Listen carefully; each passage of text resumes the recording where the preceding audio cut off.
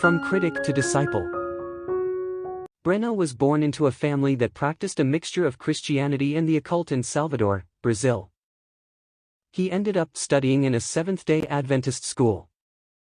At the school, he had a teacher who stirred his interest in reading the Bible. But Breno grew up into a rebellious teenager. As he participated in parties and drank alcohol off campus, the school rules began to annoy him. It seemed like the school forbade everything. The girls could not wear earrings. The girls could not wear short skirts. The girls could not wear nail polish. Even worse, the boys could not sit next to the girls in the school chapel. The school's rules for Christian behavior did not make sense to him, and he questioned all authority. When Breno graduated, he stopped going to church and reading the Bible. He became a staunch critic of Christianity. He boasted to his friends, "I'll go anywhere in the world except to church." He openly questioned God over passages of the Bible that he did not understand. He spoke badly about the church. He even drove away his Adventist girlfriend. 5 years after graduating from high school, he received an unexpected invitation from a high school friend, Victor, to attend his baptism.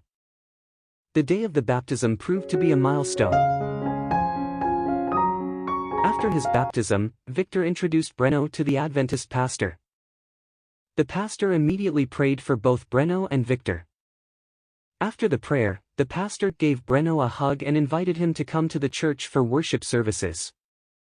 Breno left the baptism in a thoughtful mood. The pastor's prayer and warm welcome had touched his heart. He wanted to go back to the church. Breno returned to the church for Sabbath worship services, and there he met God for the first time. "I met the God of love." Through the pastor's sermons, he learned more and more about Christ, his gospel, and his grace. Breno's eyes were opened, and years of negative thoughts disappeared. He felt welcomed and loved by the other church members, even though they didn't know him. They reflected the love of God that he was hearing about in the Sabbath sermons. Shortly after Breno returned to church, he began to take Bible studies with the pastor. Then, during the COVID-19 pandemic, on a very special Sabbath, he was baptized.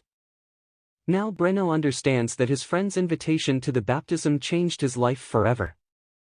"Christ has changed my life completely," he says. "In a short period of time, I went from being a critic to a disciple, not because of my own merits, but because God's will is good, perfect, and pleasant." Part of this quarter's 13th Sabbath offering will help establish 4 new churches in Brazil where other young people, like Breno, can learn about the loving Jesus of the Bible. Thank you for planning a generous offering on September 24th.